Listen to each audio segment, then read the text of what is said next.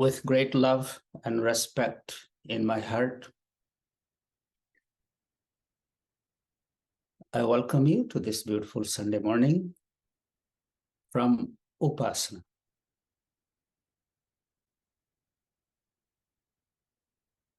It's a beautiful morning. Before we begin, let's take a moment to arrive. So wherever you are, just settle down, pull your spine straight, open your shoulders.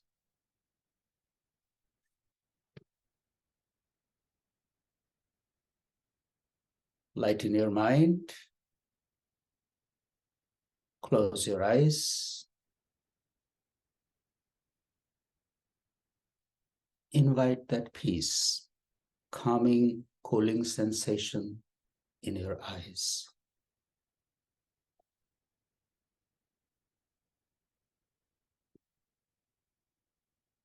Relax your facial muscles, neck, shoulders,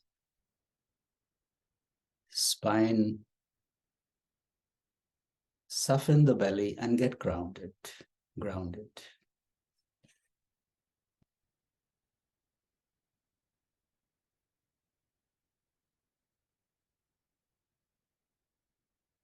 Holding the image of sand settling in a glass of water. Just let all the restlessness settle down.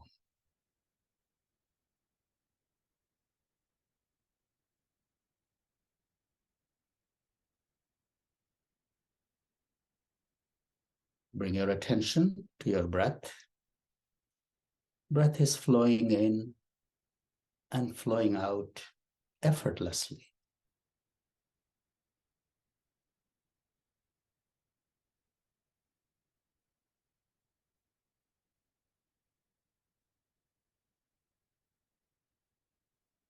Imagine the breath rising from the navel towards your heart as you breathe in, and attention going back to the navel as you breathe out.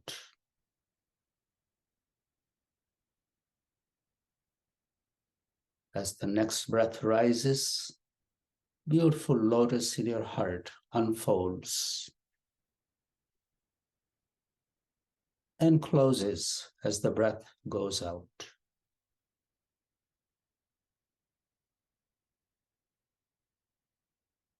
Holding the image of opening of the heart lotus with the in-breath and closing of it with the out-breath. We take a couple of nice breaths.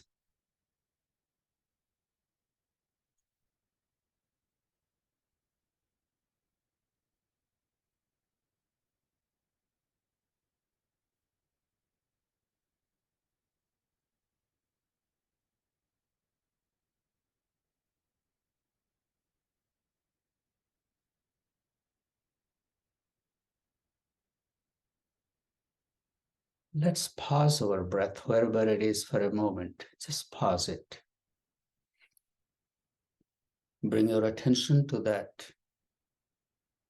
little stress that develops as you pause the breath. Can you relax it?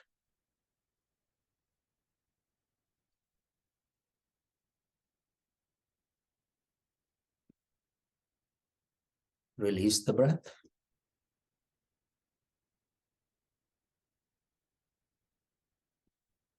And pause it again.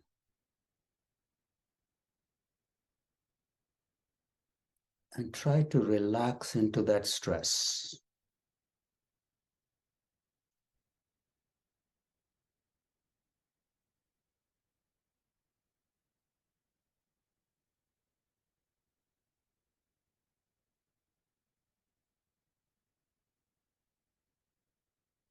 Release it again.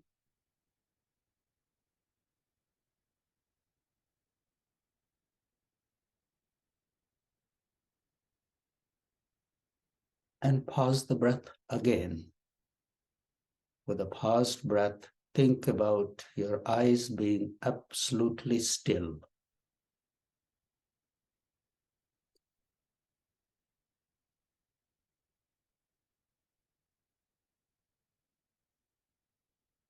Release.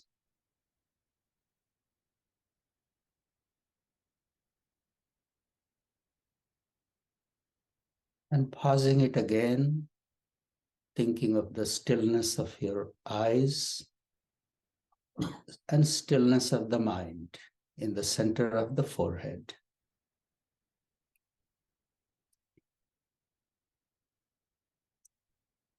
Stillness of the body, stillness of the breath, stillness of the eyes, stillness of the mind.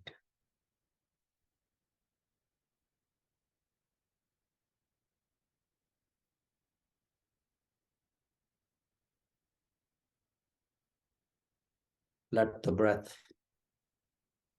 flow in and flow out as your mind rests in the center of the forehead.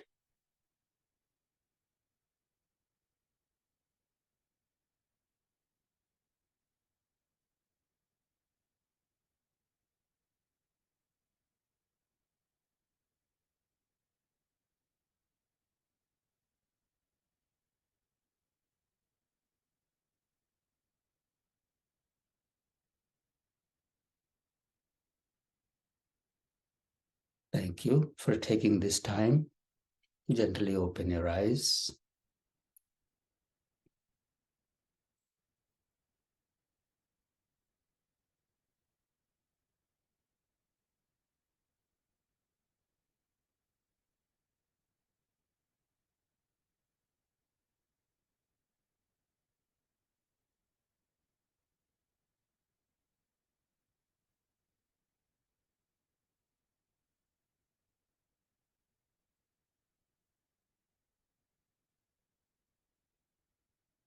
Looking at who is present here, most of you have heard the word guru.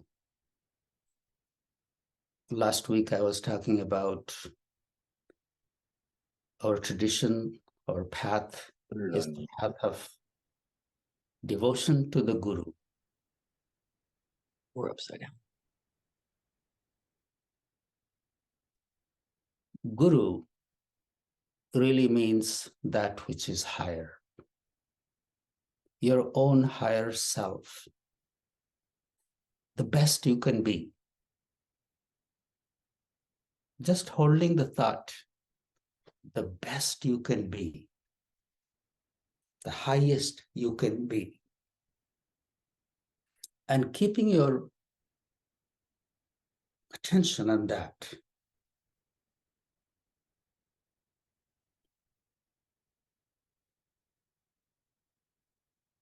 Well, we cannot keep our attention on that all the time because we have this body and it has all the sense organs and their hunger, their need, and the mind, our ego, our likes and dislikes, and all this we have. And then we have the highest, the best we can be. We all know what is the highest and the best we can be could mean. That means I'm established in unconditional love, kindness, forgiveness, acceptance. When we are established in that, then really there is no problem because most of the problems are created by ourselves, our likes and dislikes, our needs of our sensory organs, and their hunger not being satisfied, or our ego not feeling satisfied. So because of that, we create our story. I'm sure most of you have heard that whatever I see, whatever I identify with, it's all my creation. It's all my creation. The day I close my eyes and take the last breath, the creation ceases to exist for me. So the world that I live in, that I identify with, that I struggle with, that I am challenged with, is my own creation.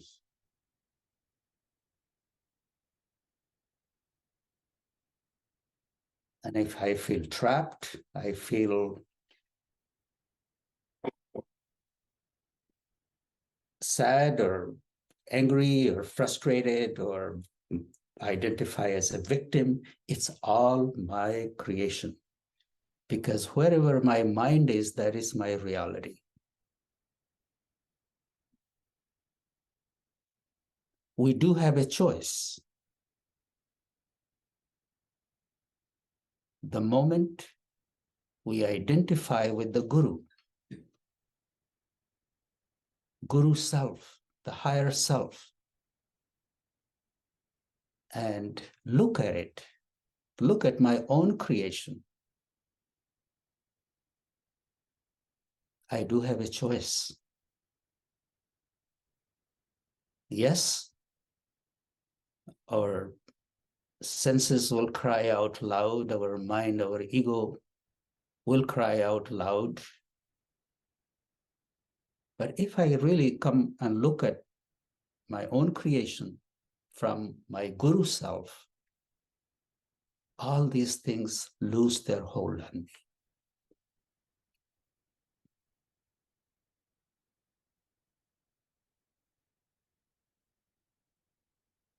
In our spiritual practice, we try to identify with our Guru self.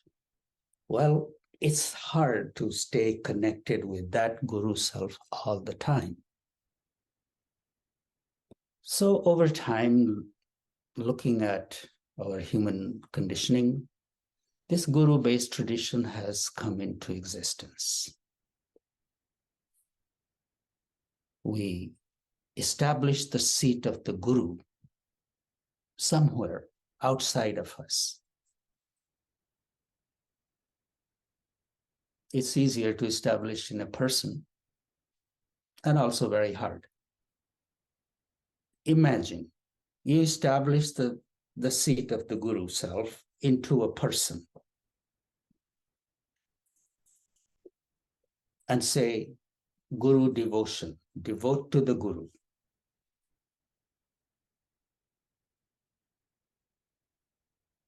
The devotion that we need to establish with our own higher self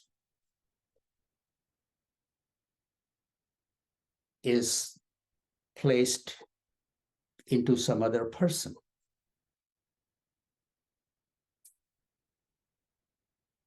The ingredients of Guru devotion or any devotion, the ingredient of the devotion is love, respect, trust. I'm looking at my own relationship with my own Guru. When I met my Guru, or somebody you love and respect, you want to please them. That's a very common human, that you want to please them. That may my Guru be pleased with me. You don't want to fall in their eyes. You seek their approval. And in order to find that, you try to be your best.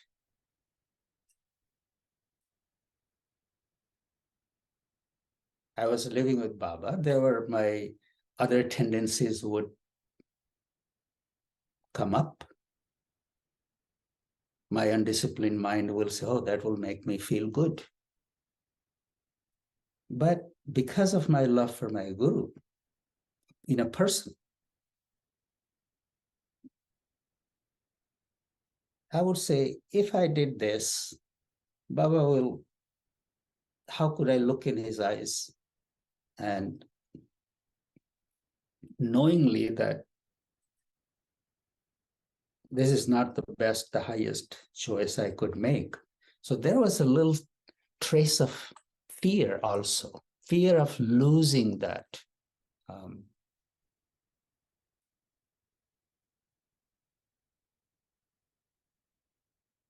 So that's how it helps, having placed the trust in a person that I can love and respect, and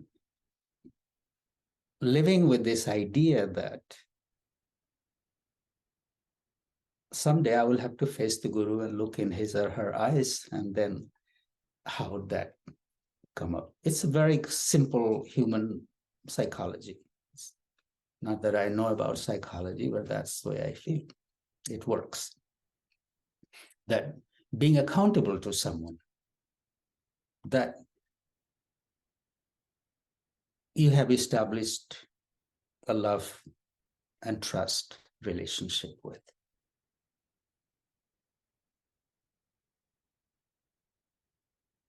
And once getting a taste of that, the hope is that I begin to see that in myself, the Guru self. We practice it by placing it outside of us, but the hope is that ultimately it will come back to me, to the connection of my own Guru self. Baba used to say, "Oh friend, fear only yourself, don't fear anybody else. Fear yourself." Fearing yourself means that sometimes we become very clever and we talk ourselves into some things, and we know there is a higher way to be, but we go on indulging in it. But the truth is, a part of me is seeing it. That's the Guru self. Guru self is always there, who also knows, yes, I can do better. And this is the struggle of human being. We know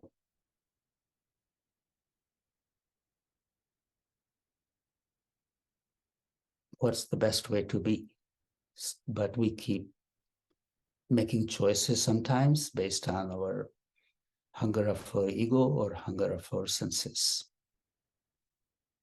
And we keep talking ourselves into it. And we find justification through any way we can find.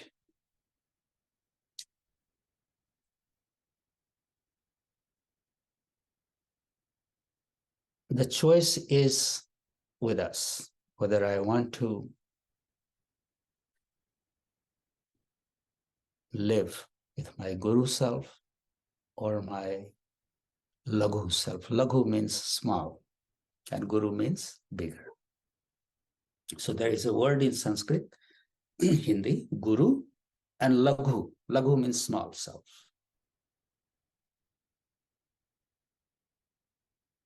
This path of Guru devotion, I just wanted to clarify this, that I'm not devoting to a person. My Guru devotion means I'm devoted to my higher self, the best I can be, the highest I can be. It's the same word. God, Guru are synonym.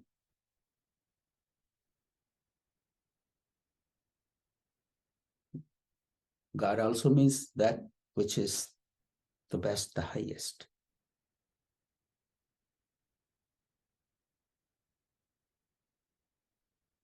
Guru self, God self, divine self is always there in the background. Like the analogy I give sometimes that you have heard,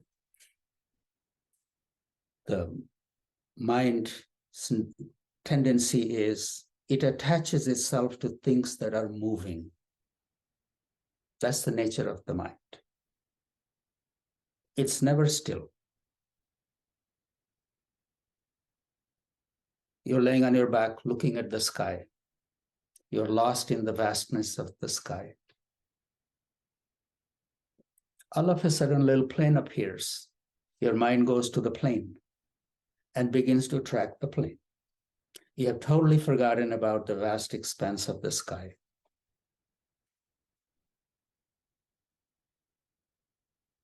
Silence is always there. Sound appears. Mind goes to the sound. You have totally forgotten about the sky, the silence. One sound comes, maybe there is a little silence. Second sound comes, maybe a whole bunch of sounds come. Mind is there.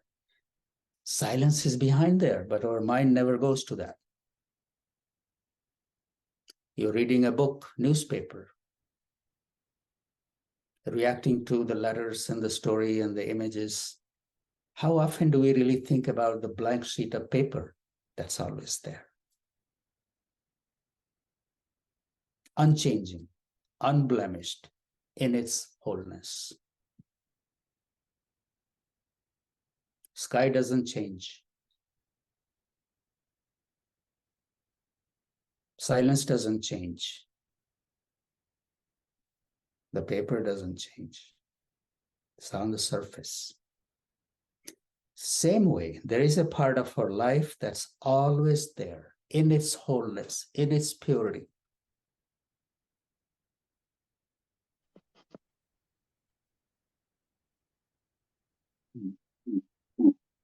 That is the good stuff. That is the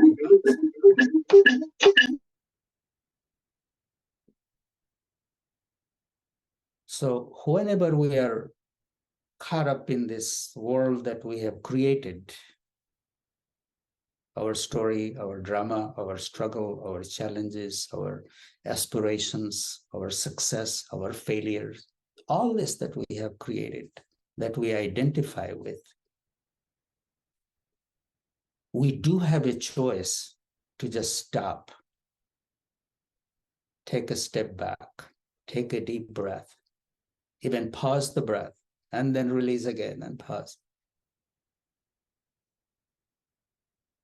And connect with that which is always there, unchanging, unblemished in its totality. And this is the spiritual practice, really. Nothing more. Spiritual practice is any attempt we make to connect with that which is higher, which is ever present, unchanging in its wholeness.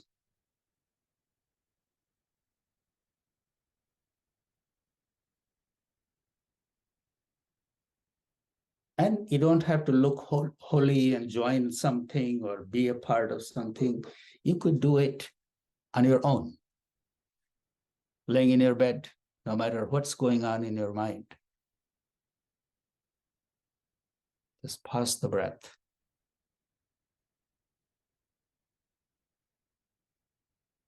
The moment you pause the breath, your mind, wherever it is, whatever it has latched on to, comes back home to check if everything is fine.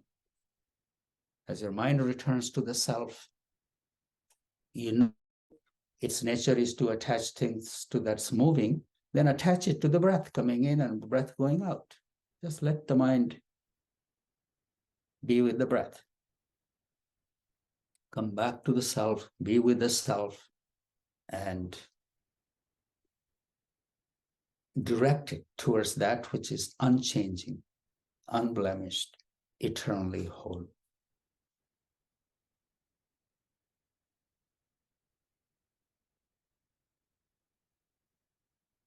Please know what we have created, we do have a choice to uncreate it and create something different. We have that choice. Mind will say, yes, but, and all our wishes and desires and hungers and this and that will come. But we also have a choice to stop that and distance ourselves from it and point it towards that which is higher. This is what Guru devotion really means. I'm devoted to the best, to the best, to the highest I could be.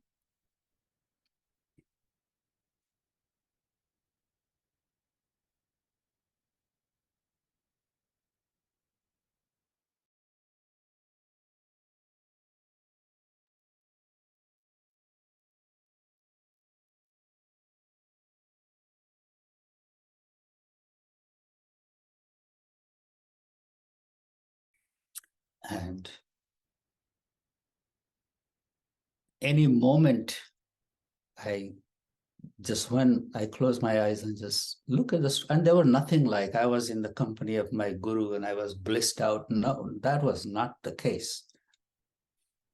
There was constant awareness of living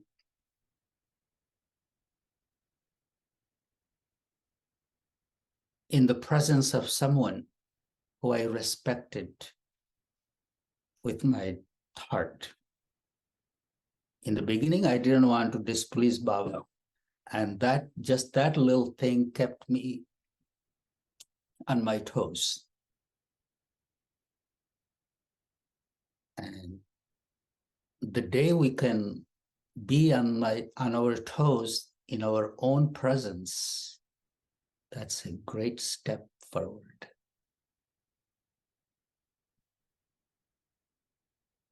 Otherwise, we try to solve our problems and this problem and that problem. One problem is solved, the next one springs up, and you solve that one, next one springs up, and the whole life is spent just like that.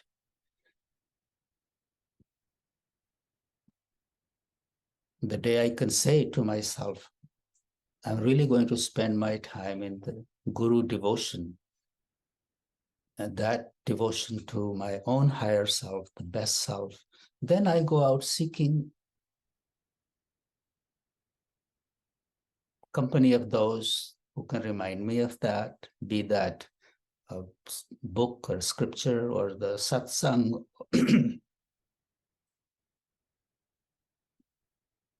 It's helpful.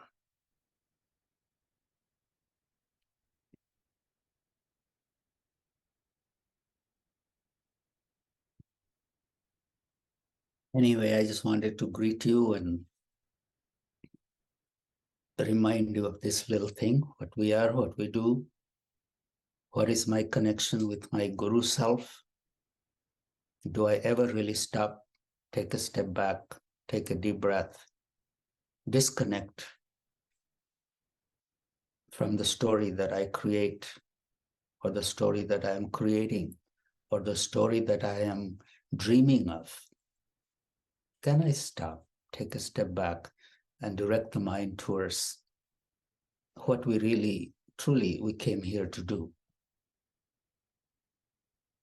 We came here to realize the self, that we are the divine being. We are not separate from that divinity.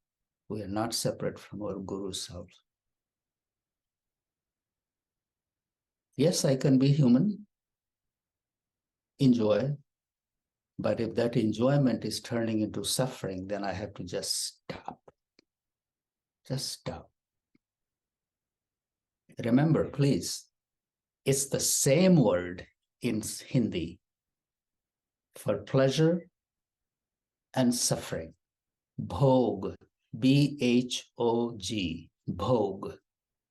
Bhog means enjoyment, pleasure, enjoying.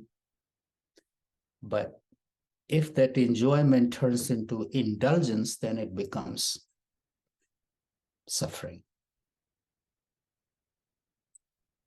So we enjoy, but then stop, take a step back, take a deep breath. Having our vision high, vision on the Guru self, we can't be there just because I'm thinking and I can be there. Step by step, one step every day. Sometimes we are caught up in some drama. Just stop, take a step back, take a deep breath, disconnect, have a little space. The mind will come back. But creating these little spaces, taking little small steps in that direction is helpful. And every day you sit down to meditate, look at that. Why are you sitting down? Just tell yourself beforehand, I'm sitting down to identify with my guru self, with my divine self.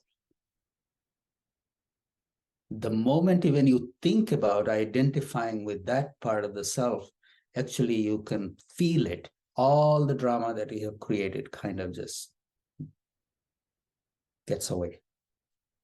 Because you are looking at your true self, your real identity, not the identity that the mind and senses have created.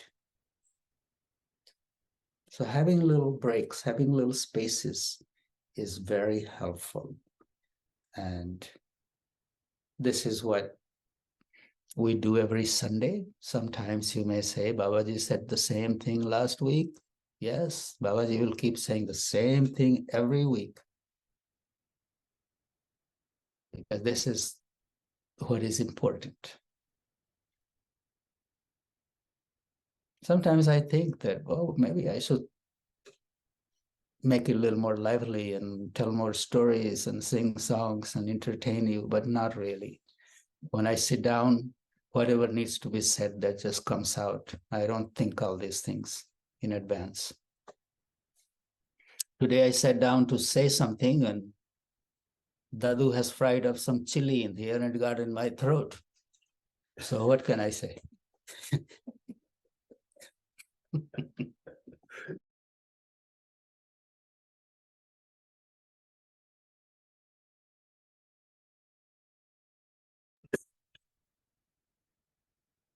Thank you all for listening, for your presence here. And it's a beautiful day at Upasana. Deborah, I see you there. Say hi. You were just here. I was just there, Baba, and I'm here in Utah with Meg, and we are enjoying being with you this morning. We miss you in Upasana. We miss you here. After you were here for almost 2 months, your energy is everywhere. Yes, even the dogs are missing you. Dadu is missing you. And I miss Dadu, and I miss Dadu's cooking. Well, everybody's coughing here. I don't know what he has tried.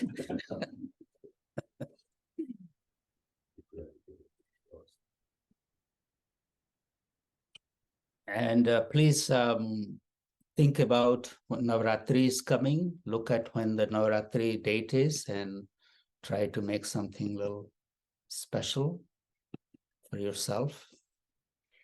And we'll connect again. Thank you very much. Amy, you can open up the chat room so people could say hi to each other. I'm just going through the pages and seeing everybody, sending you my love and blessings and greetings. We'll connect again. Thank you.